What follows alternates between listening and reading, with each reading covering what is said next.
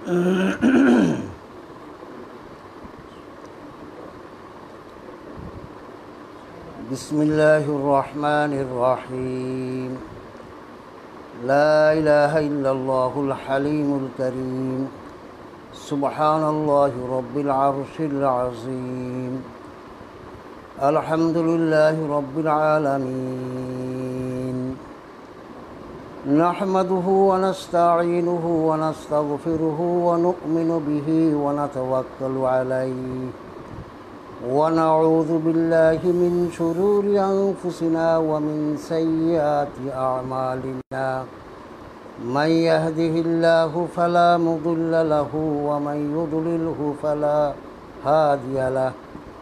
व नशहदु अन ला इलाहा इल्लल्लाहु वहदहु ला शरीक लहु व नशहदु अन्न सय्यदना व मौलाना मुहम्मदन अब्दुहु व रसूलुहु सल्लल्लाहु तआला अलैहि व अला आलिहि व अस्हाबिहि व बारक व सल्लम। अम्मा बाद। मुहतरम सामिईन किराम, आज 14 जुलाई मंगलवार 2020 ख्रीष्टाब्द दारसे मेशकातेर तृतीय नम्बर सबक। এই सबकेर शुरूते আমরা আল্লাহ রব্বুল আলামিনের शुक्रिया आदाय करছি এবং যে সমস্ত সামিঈনে কেরাম এই সবক শুনতেছেন তাদের প্রতি কৃতজ্ঞতা জ্ঞাপন করছি। মুহতারম সামিঈনে কেরাম, ইলমে হাদিস অত্যন্ত বরকতপূর্ণ ইলম।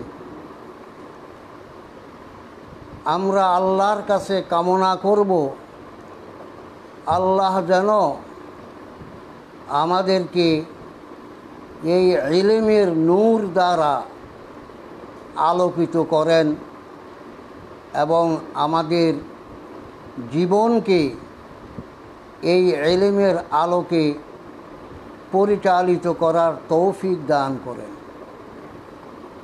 মুহতারাম সামিঈনে কেরাম, আমি গত সবকে বলছিলাম যে এই ইলম অত্যন্ত পাক পবিত্র ইলম। পাক পবিত্র কলবের মধ্যেই এই ইলম প্রবেশ করে। তাই আল্লাহ তাআলা আমাদেরকে পাক পবিত্র হয়ে কলবকে পাক সাফ করে ইখলাস ও লিল্লাহিয়ত নিয়ে এই ইলম হাসিল করার তৌফিক দান করুন, আমিন। মুহতারাম সামিঈনে কেরাম, মেশকাত শরীফ মুহাদ্দিসিনে কেরামের পরিভাষায় মতনে হাদিসের কিতাব বলা হয়। কেননা এই কিতাবের মধ্যে মতনে হাদিসকেই উল্লেখ করা হয়েছে, বিস্তারিত সনদকে উল্লেখ করা হয় নাই। একটা হাদিসের দুইটা জুজ বা দুইটা অংশ, একটা অংশ সনদ আর একটা অংশ মতন। তো সনদ বলা হয় মতনে হাদিস পর্যন্ত পৌঁছার সূত্র পরম্পরাকে, অর্থাৎ সনদ হলো মতনে হাদিস পর্যন্ত পৌঁছার রাস্তা। তো যেসব কিতাবের মধ্যে মুসান্নিফ রহিমাহুল্লাহ থেকে নিয়ে রসুল করিম সাল্লাল্লাহু আলাইহি ওয়াসাল্লাম পর্যন্ত পুরা সনদ, পুরা সূত্র পরম্পরা উল্লেখ করা হয়েছে। এরপর নবী করিম সাল্লাল্লাহু আলাইহি সাল্লামের বক্তব্য বাণী উল্লেখ করা হয়েছে। সেসব কিতাবকে হাদিসের পূর্ণাঙ্গ কিতাব বলা হয়।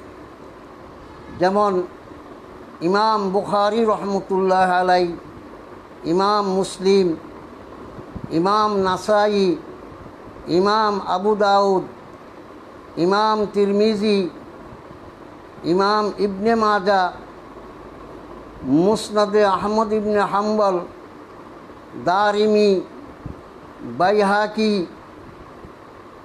ইত্যাদি কিতাব, যেগুলোর মধ্যে পূর্ণ সনদ উল্লেখ করার পর মতনে হাদিসকে পেশ করা হয়েছে। সেসব কিতাবকে পূর্ণাঙ্গ হাদিসের কিতাব বলা হয়। আর যেসব কিতাবে শুধুমাত্র হাদিসের মূল বিষয়বস্তুকে উল্লেখ করা হয়েছে, সেগুলোকে অর্থাৎ মতন উল্লেখ করা হয়েছে, সেগুলোকে মতনে হাদিসের কিতাব বলা হয়। তো মেশকাত শরীফ এটাও মতনে হাদিসের কিতাব, তবে সনদ তার গুরুত্ব অপরিসীম। কেননা এই সনদও দ্বীনের অন্তর্ভুক্ত। প্রখ্যাত মুহাদ্দিস এবং ফকিহ আবদুল্লাহ ইবনুল মুবারক তিনি ইরশাদ করেন, আল ইসনাদু মিনাদ্দীন ফাংজুরু আম্মান তাখুযু দীনাকুম। সনদ এটা দ্বীনের অংশ, দ্বীনের অন্তর্ভুক্ত। সুতরাং তোমরা কার কাছ থেকে তোমাদের দ্বীনকে গ্রহণ করো সে বিষয়ে তোমরা লক্ষ্য রেখো। যার কাছ থেকে এই দ্বীন গ্রহণ করো না। তো সনদও দ্বীনের একটা অংশ। আর মতনে হাদিস এটা হলো হাদিসের আসল রূহ।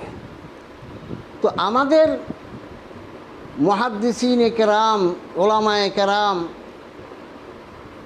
এই দ্বীনের খিদমত করতে গিয়ে এক একজন এক একটা বিষয়কে প্রাধান্য দিয়েছেন। কোনো মুসান্নিফিনে কেরাম আসমাউর রিজাল সম্পর্কে কিতাব লিখেছেন। যে সমস্ত মুহাদ্দিসিনে কেরাম হাদিস বর্ণনা করেছেন তাদের বৃত্তান্ত উল্লেখ করেছেন।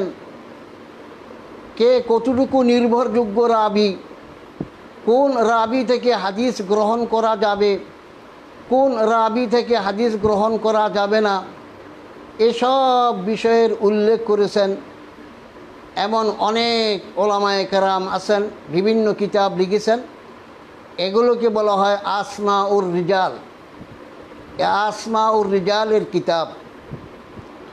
আবার কোনো মুহাদ্দিসিনে কেরাম শুধুমাত্র মতনে হাদিসের কিতাব লিখেছেন, সনদকে উল্লেখ করেন নাই, সেগুলোকে বলা হয় মতনে হাদিসের কিতাব। আবার কোনো মুহাদ্দিসিনে কেরাম সনদ সহকারে মতন উল্লেখ করেছেন, সেগুলোকে বলা হয় পরিপূর্ণ হাদিসের কিতাব। তো এই দ্বীনি ইসলামকে হেফাজত করার ক্ষেত্রে এই উম্মতে মুহাম্মদিয়া যেই রকম কষ্ট, ক্লেশ, মেহনত এবং মুজাহাদা করেছেন, এর নজির আর অন্য কোনো ক্ষেত্রে পাওয়া যায় না।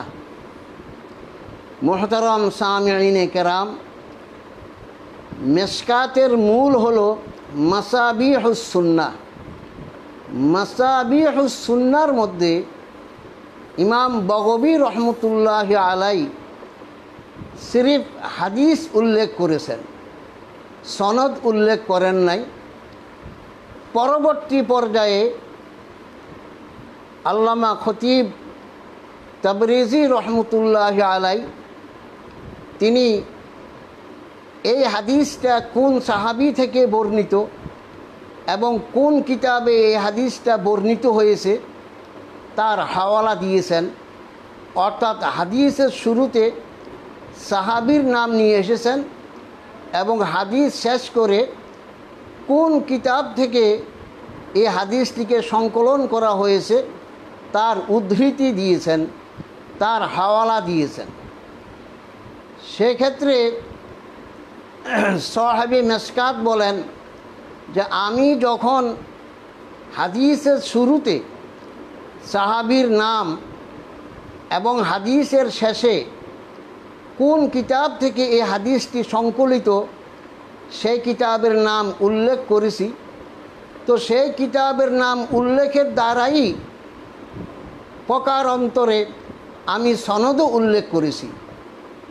এই হিসাবে মেশকাতের হাদিসগুলো সনদ সহকারে বর্ণিত বলা যায় এবং এটিও একটি শুধু মতনে হাদিসের কিতাব নয়, পূর্ণাঙ্গ হাদিসের কিতাবই বলা চলে। বাহার কাইফ, মেশকাত শরীফ এটা হাদিসের কিতাব। হাদিস এটা কোরআনের মতোই ওহী। হাদিস যে কোরআনের মতোই ওহী এই বিষয়ে কোরআন এবং হাদিসের মধ্যে মুতাআদ্দাদ রওয়ায়াত পাওয়া যায়। কোরআনের মধ্যে বেশ কয়েকটি আয়াত এর উপরে দালালাত করে যে হাদিস ওহী সরিহ, স্পষ্ট ওহী। যেমন আল্লাহ তাআলা ইরশাদ করেন, ওয়া আনজালনা ইলাইকা যিকরা লিতুবাইয়িনা লিন-নাসি মা নুযিলা ইলাইহিম। অন্য আয়াতের মধ্যে আল্লাহ পাক উল্লেখ করেন, ওমা ইয়ানতিকু আনিল হাওয়া ইন হুয়া ইল্লা ওয়াহয়ুন ইউহা। এই আয়াতগুলো দালালাত করে যে ইলমে হাদিস, হাদিসে নবুবী এটাও সরিহ ওয়াহী। অপরদিকে মারাসিলে আবু দাউদের মধ্যে ইমাম আবু দাউদ রহমতুল্লাহ আলাই একটা রেওয়ায়াত উল্লেখ করেন যে তিনি বলেন, কানা জিবরিলু আলাইহিস সালাতু ওয়াসসালাম ইয়ানজিলু আলা রাসূলিল্লাহি সাল্লাল্লাহু আলাইহি ওয়াসাল্লামা বিসুন্নতি কামা ইয়ানজিলু আলাইহি বিল কুরআন ফায়ুআল্লিমুহু ইয়্যাহা কামা ইউআল্লিমুহু আল কুরআন। অন্য রওয়ায়াতের মধ্যে বর্ণিত যে নবী করিম সাল্লাল্লাহু আলাইহি ওয়াসাল্লাম ইরশাদ করেন, আলা ইন্নী উতীতুল কুরআনা ওয়া মিসলাহু মাআহু, রাওয়াহু আবু দাউদ ওয়া ইবনু মাজাহ। তো এই আয়াত এবং হাদিসগুলো দ্বারা বোঝা যায় যে হাদিসও কোরআনের ন্যায় ওহী। তো যেহেতু এই মেশকাত শরীফ হাদিসের কিতাব, এটাও ওহী, তাই প্রথমে আমাদেরকে ওহী সম্পর্কে জানতে হবে, ওহী কি। এরপরে জানতে হবে ওহী কত প্রকার এবং কি কি। এরপরে জানতে হবে আমাদের ওহীর প্রয়োজনীয়তা কেন।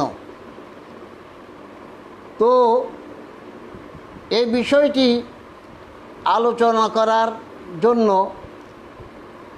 এই জিনিসটি আত্মস্থ করার জন্য আমাদেরকে সর্বপ্রথম জানতে হবে ওহীর মানায়ে লুগাবি ও মানায়ে ইসতিলাহি, অর্থাৎ ওহীর আবিধানিক ও শাব্দিক অর্থ কী এবং শরীয়তের পরিভাষায় ওয়াহি কাকে বলা হয়। তো মুহতারম সামিঈনে কেরাম,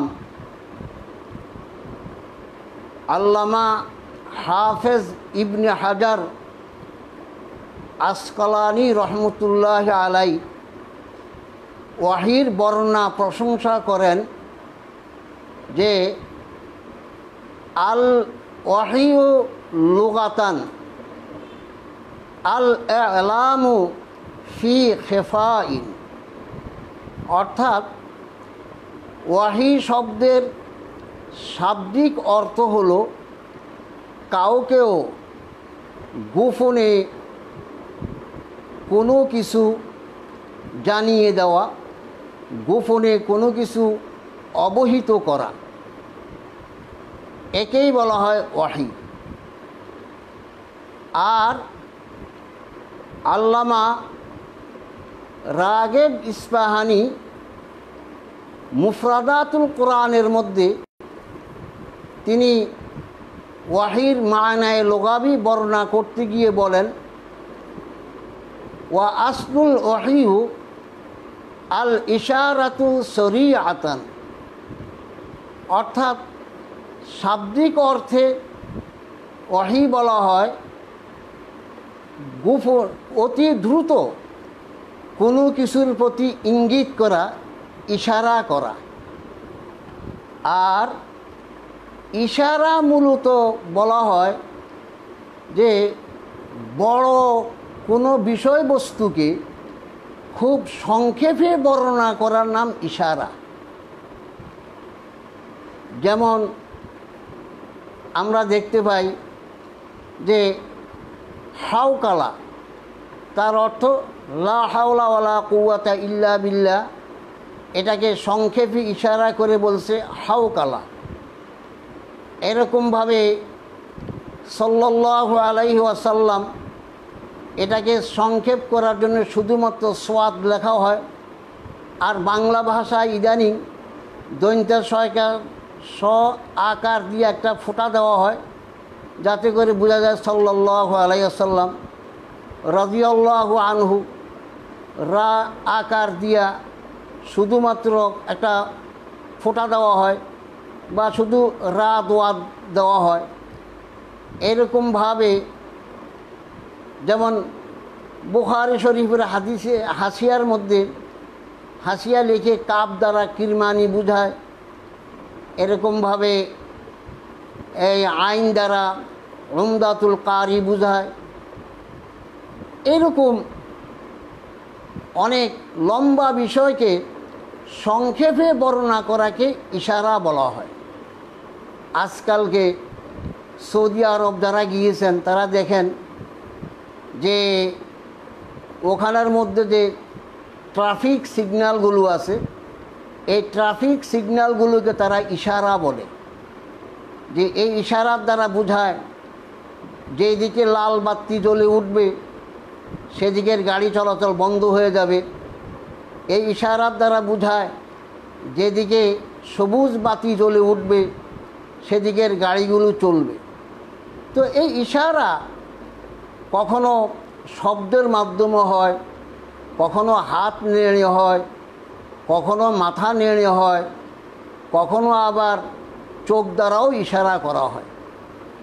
তো আল্লামা রাগেব ইস্পাহানি এই কথাই বুঝাইবার চাইতেছেন যে ওয়াহি এটা একটা ইশারা, অর্থাৎ আল্লাহ পাকের পক্ষ থেকে একটা সংক্ষিপ্ত বাণী আল্লাহর রসুলের নিকটে আল্লাহ পৌঁছাইয়া দেন, যার এই ইশারার মধ্যে রসুল বুঝতে পারেন যে আল্লাহ পাক এর মধ্যে কি বলতে চেয়েছেন।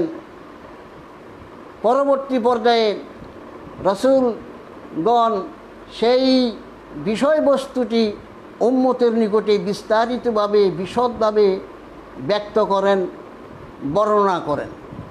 তো কেননা যেমন কথা আছে, রাজা বাদশাহ মন্ত্রী মিনিস্টারদের ইশারা ইঙ্গিত সংকেত তারাই বুঝতে পারে যারা রাজা বাদশাদের মন্ত্রী মিনিস্টারদের অতি কাছের লোক, যারা তাদের একবারে নৈকট্যশীল, তারাই তাদের ইশারা বুঝতে পারে।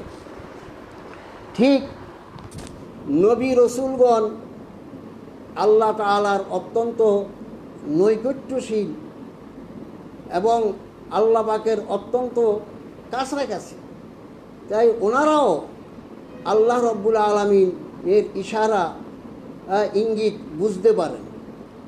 তো এর দ্বারা বোঝা যায় যে ওয়াহি এই দুইটা ব্যাখ্যা মিলাইলে পরে আল্লামা ইবনে হাজার আসকালানি রহমতুল্লাহ আলাই উনি বলেন যে ওয়াহির শাব্দিক অর্থ হলো গোপনে কাউকে কোনো কিছু জানিয়ে দেওয়া।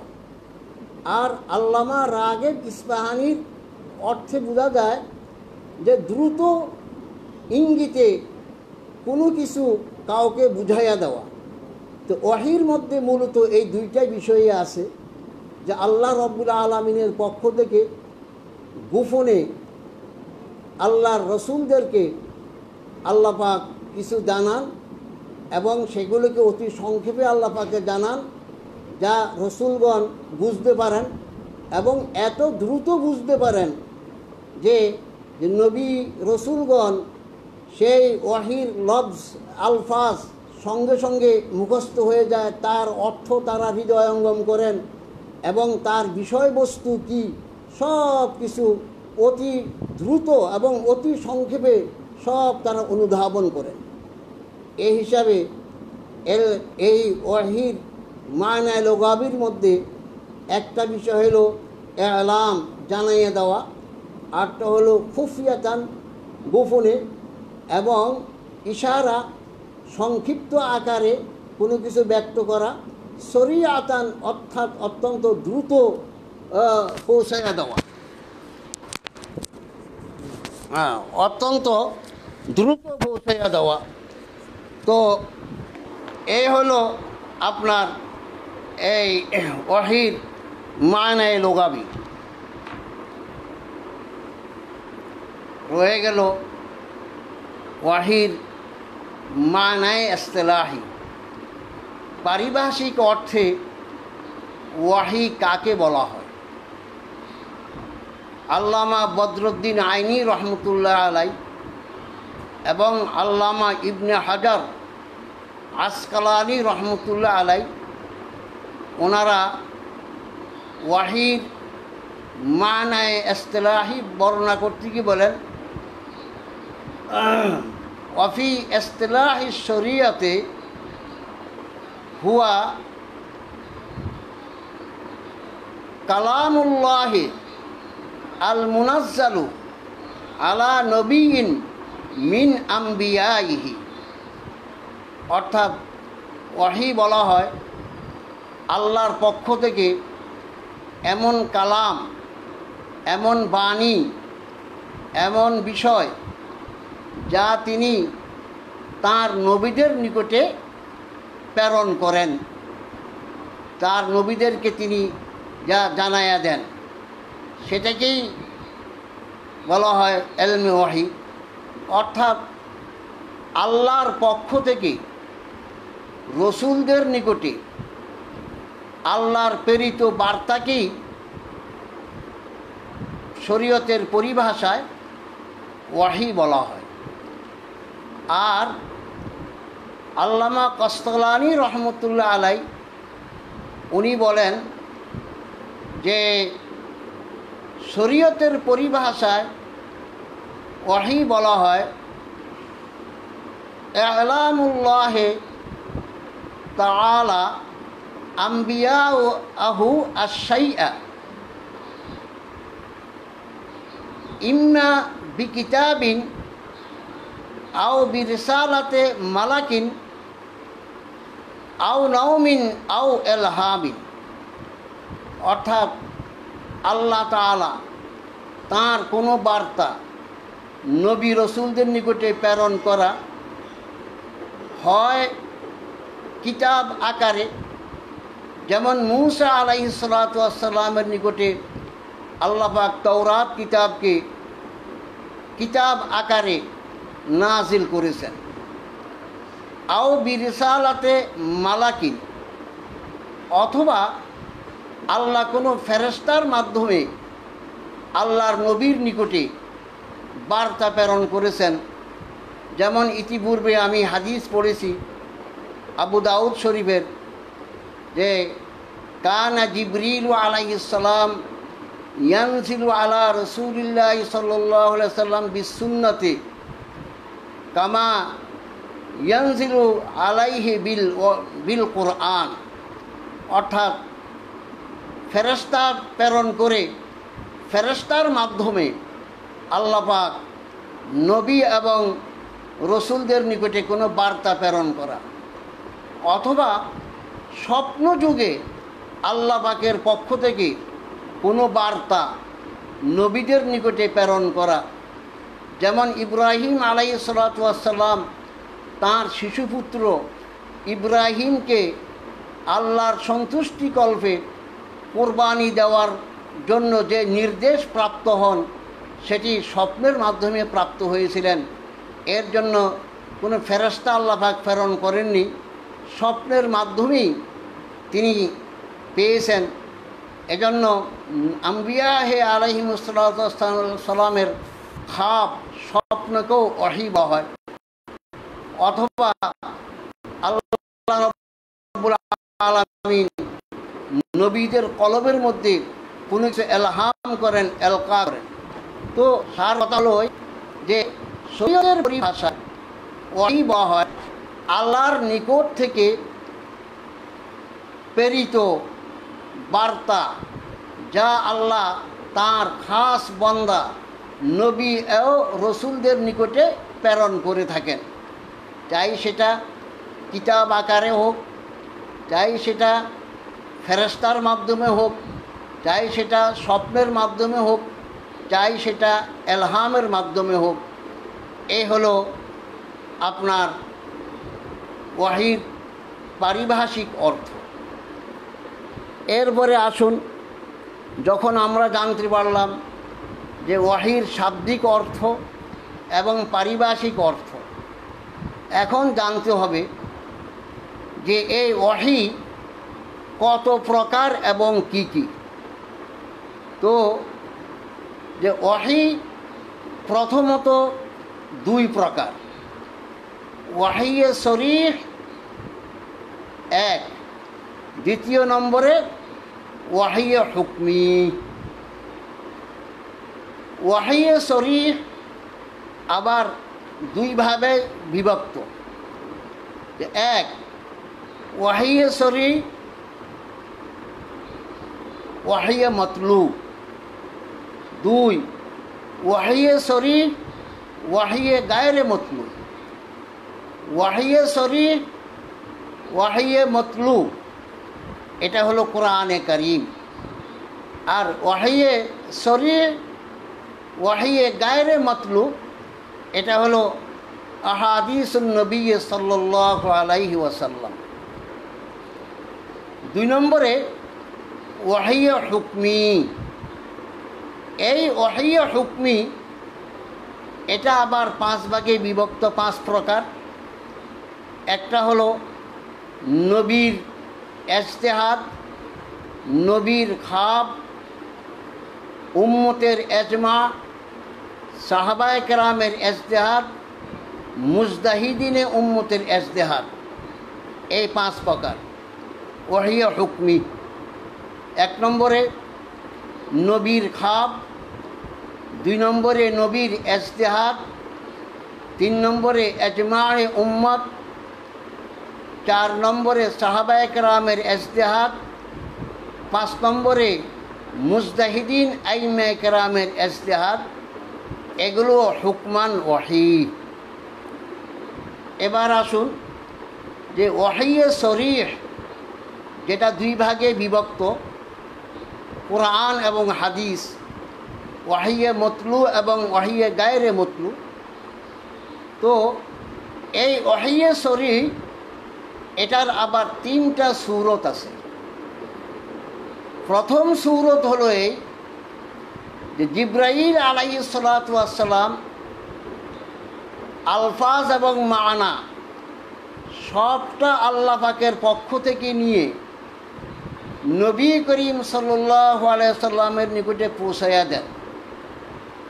এরপর নবী করিম সাল্লাল্লাহু আলাইহি সাল্লাম হুবহু সেই আলফাজগুলোকে আবার উম্মতের কাছে পৌঁছাইয়া দেন, তেলাওয়াত করেন এবং উপস্থিত কোনো কাতেবে ওয়াহি থাকলে তাকে সেটা লিখতে বলেন।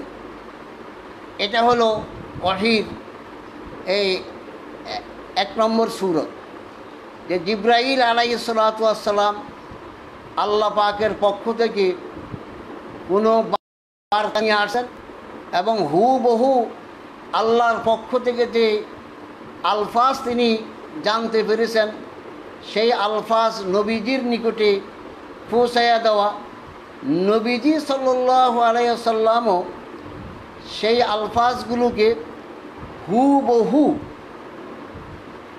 উম্মতের নিকটে পৌঁছাইয়া দেওয়া এবং এরপর কাতেবে ওয়াহির মাধ্যমে লিখাইয়া সংরক্ষণ করা। এটা হলো ওয়াহিয়ে মতলু। এটাকে মতলু কেন বলা হয়? আল্লাহর পাকের পক্ষ থেকে যা জিবরাইল আলাইহিস সালাতু ওয়াস সালাম প্রাপ্ত হয়েছেন সেখানে কোনো প্রকারের হযফ ও ইজাফা ব্যতীত হুবহু ও আন তিনি নবী করিম সাল্লাল্লাহু আলাইহি সাল্লামকে তেলাওয়াত করে শোনান। এরপরে নবী করিম সাল্লাল্লাহু আলাইহি সাল্লাম হুবহু সেটিকে আবার উম্মতের নিকটে তেলাওয়াত করে শোনান এবং লিপিবদ্ধ করান। এরপরে সে ওয়াহি আবার নামাজের মধ্যে পড়ার জন্য ফরজ করা হয়েছে, কেরাত নামাজের মধ্যে ফরজ, এবং সেটা নামাজের মধ্যে তেলাওয়াত করা হয়। এবং নামাজ ছাড়া অন্য সময়ে তেলাওয়াত করলে তার জন্য সওয়াব রাখা হয়েছে 1 হরফে 10 নেকি। এজন্য এটাকে ওয়াহিয়ে মতলু বলা হয়। মতলু মানে তেলাওয়াতকৃত, যে আল্লাহর পক্ষ থেকে জিবরাইল আলাইহিস সালাম নবীকে তেলাওয়াত করেছেন, নবীজি উম্মতকে তেলাওয়াত করেছেন, উম্মতকে আবার আল্লাহর পক্ষ থেকে নির্দেশ দেওয়া হয়েছে নামাজের মধ্যে পড়ার জন্য, ফাকরাউ মা তায়াসসারা মিনাল কুরআন, নামাজের মধ্যে পড়া সেটাকে ফরজ করা হয়েছে। আবার এই কোরআনকে সালাতে তেলাওয়াতের মাধ্যমে এটার জন্য সওয়াবও রাখা হয়েছে, 1 হরফে 10 নেকি রাখা হয়েছে। তাই এটা তেলাওয়াত করা হয়, এজন্য এটাকে ওয়াহিয়ে মতলু বলা হয়।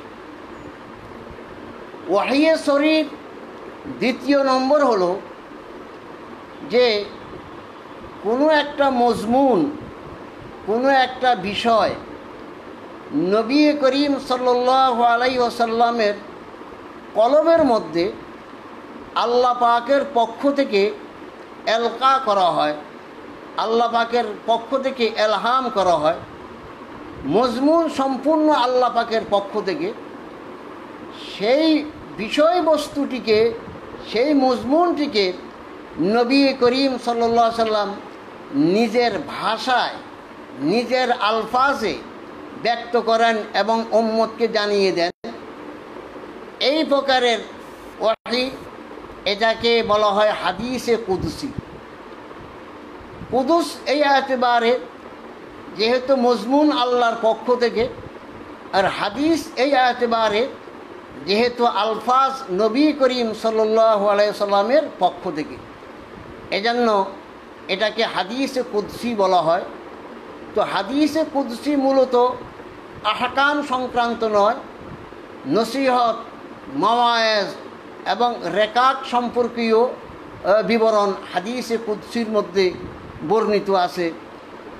এবং হাদিসে কুদসি এর আলামত হলো যে নবী, যে হাদিসের শুরুতে বলা হয় আনিল্লাহে তাবারাকা ওয়া তাআলা, ইয়া তো ক্বাল আল্লাহু তাআলা, এই জাতীয় শব্দ উল্লেখ থাকে। যেমন বুখারী শরীফের মধ্যে একটি রওয়ায়াত আছে যে নবী করিম সাল্লাল্লাহু আলাইহি ওয়াসাল্লাম ইরশাদ করেন যে ক্বাল আল্লাহু তাআলা আ'দাতু লিইবাদিয়াস সালিহিন মা লা আইনুন রাআত ওয়ালা উযুনুন সামিআত ওয়ালা খাতারা আলা কলবে বাশার। তো এই হাদিসে কুদসি, হাদিসের কিতাবগুলো আলোচনা করলে পর দেখা যায় 200-এর উপরে হাদিসে কুদসি পাওয়া যায়। ওয়াহিয়ে শরীর 3 নম্বর সূরত হলো যে নবী ফাহমে কোরআন, নবী করিম সাল্লাল্লাহু আলাইহি ওয়াসাল্লামের উপরে আল্লাহ পাক যে কোরআনের মাধ্যমে যে ওয়াহি নাযিল করেন, সেই ওয়াহির মধ্যে কি দিক নির্দেশনা আছে, কি বিষয়বস্তু আছে, তার বিশদ বিবরণ নবী করিম সাল্লাল্লাহু আলাইহি সাল্লাম তার নিজস্ব আলফাজ দ্বারা ব্যক্ত করেন। তো যে হাদিসের আলফাজ নবী করিম সাল্লাল্লাহু আলাইহি সাল্লাম এবং কোরআনের ফাহমে কোরআন সম্পর্কে যে মানা আলফাজের মধ্যে থাকে, সেটাই হলো হাদিস নববী। অর্থাৎ আলফাজ ও মানা দুইটাই যখন নবীজির পক্ষ থেকে হয়, সেটাকে বলা হয় হাদিস নববী। তো ওয়াহিয়ে শরীর ক্ষেত্রে 1 নম্বরে ওয়াহিয়ে মতলু, যেটা কালামুল্লাহ কোরআন শরীফ। এই ওয়াহিয়ে মতলু কোরআন, এটার আলফাজ এবং মানা দুইটাই আল্লাহর পক্ষ থেকে, এটা হলো ওয়াহিয়ে মতলু এবং কোরআন। 2 নম্বরে হাদিসে কুদসি, যার মজমুন, যার বিষয়বস্তু আল্লাহ পাকের পক্ষ থেকে এবং আলফাজ নবী করিম সাল্লাল্লাহু আলাইহি ওয়াসাল্লামের পক্ষ থেকে, সেটাকে বলা হয় হাদিসে কুদসি। আর দ্বীনের তশরির ক্ষেত্রে, দ্বীন ও শরীয়তের ব্যাখ্যা বিশ্লেষণের ক্ষেত্রে নবী করিম সাল্লাল্লাহু আলাইহি ওয়াসাল্লাম নিজের পক্ষ থেকে যে আলফাজ এবং মানা উম্মতকে বর্ণনা করেন, সেটাকে বলা হয় হাদিসে নববী। তো মুহতারাম হাজরিন, রয়ে গেল যে ওয়াহিয়ে হুকমি। ওয়াহিয়ে হুকমি এটাও ওয়াহির অন্তর্ভুক্ত, যা ইতিপূর্বে বলেছি, যেটা 5 ভাগে বিভক্ত। নবী করিম সাল্লাল্লাহু আলাইহি সাল্লামের খাপ, নবীদের খাপ, সেটাও ওয়াহির অন্তর্ভুক্ত, ওয়াহিয়ে হুকমি। 2 নম্বরে নবীদের ইজতিহাদ, সেটাও ওয়াহিয়ে হুকমি। যেমন একটা বিষয় ওয়াহিয়ে হুকমি, যে বদরের যুদ্ধে যে সমস্ত বন্দীগণ হয়েছিল, তাদের সম্পর্কে কি করা হবে না হবে, নবী করিম সাল্লাল্লাহু আলাইহি সাল্লাম সাহাবায়ে কেরাম থেকে পরামর্শ নিলেন। আকসার বেশতর সাহাবায়ে কেরামের পরামর্শ ছিল যে এদেরকে কতল করা হোক। আর কিছু কিছু সাহাবায়ে কেরাম, বিশেষভাবে আবু বকর সিদ্দিক রাদিয়াল্লাহু তাআলা আনহুর পরামর্শ ছিল যে না, এদের কাছ থেকে মুক্তিপণ নিয়ে ছেড়ে দেওয়া হোক। তখন নবী করিম সাল্লাল্লাহু আলাইহি সাল্লাম ইজতিহাদ করে আবু বকর সিদ্দিক রাদিয়াল্লাহু তাআলা আনহুর মতামতটাকে গ্রহণ করলেন এবং ফিদিয়া নেওয়ার উপরে ফয়সালা দিয়ে দিলেন। তো এটা ছিল নবী করিম সাল্লাল্লাহু আলাইহি ওয়াসাল্লাম ইজতিহাদ। কিন্তু এই ইজতিহাদটা মনসায়ে খোদাবন্দির খেলাফ ছিল, তাই আল্লাহ পাক পরবর্তী পর্যায়ে নবী করিম সাল্লাল্লাহু আলাইহি সাল্লামকে আল্লাহ পাকের মনসা জানিয়ে দিয়েছেন। তো এখানে এই বিষয়টা এই যে নবীর ইজতিহাদ এবং উম্মতের ইজতিহাদের মধ্যে একটা ফরক আছে, যে উম্মতের ইজতিহাদের মধ্যে যদি কোনো প্রকারের এই ভুল হয়ে যায়, সেটার সংশোধনের কোনো ব্যবস্থা থাকে না। কিন্তু নবী করিম সাল্লাল্লাহু আলাইহি সাল্লামের ইজতিহাদের উপরে, ইজতিহাদ যদি মনসায়ে খোদাবন্দির বিপরীতে চলে যায়, তখন তার সংশোধনের ব্যবস্থা আল্লাহ পাক করে দেন। এটা হলো নবীর ইজতিহাদ এবং উম্মতের ইজতিহাদের মধ্যে পার্থক্য। 2 নম্বরে নবীর খাপ, সেটাও আপনার এই ওয়াহি হুকমি।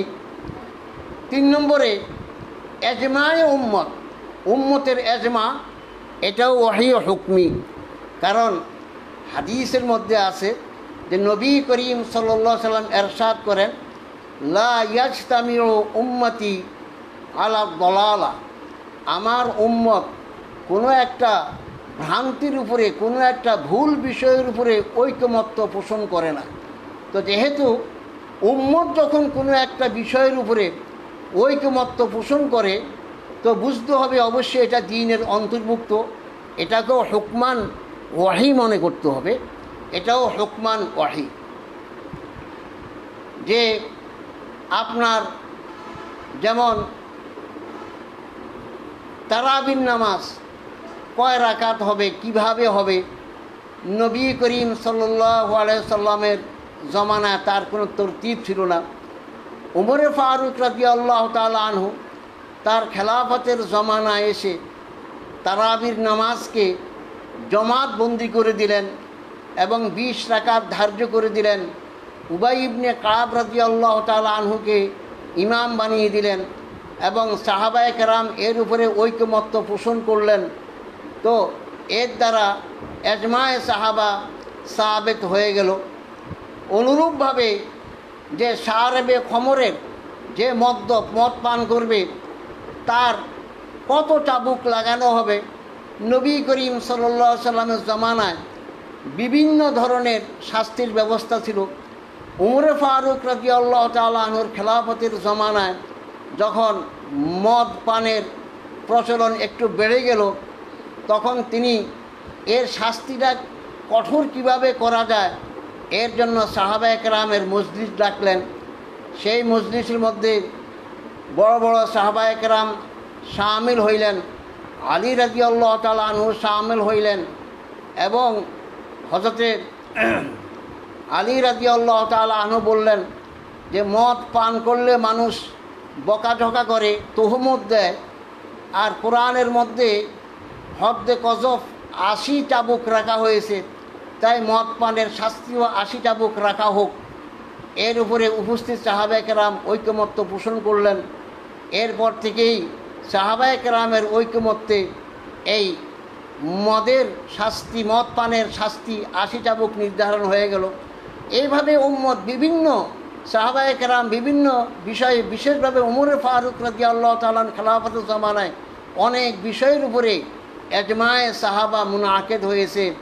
যেমন 1 সালের সূরতে গোসল ওয়াজিব হবে কি হবে না, উমরে ফারুক রাদিয়াল্লাহু তাআলা আনহুর জামানায়ও এই বিষয়ের উপরে এক ফয়সালা হয়ে গেছে যে ইজা জাওয়াজাল খিতানুল খিতানা ফাকাদ ওয়াজাবাল গুসল। তো এই অনেক বিষয়ে উম্মত যখন এজমা ঐকমত্য পোষণ করে, তো সেটাও প্রকারান্তরে ওহী হয়।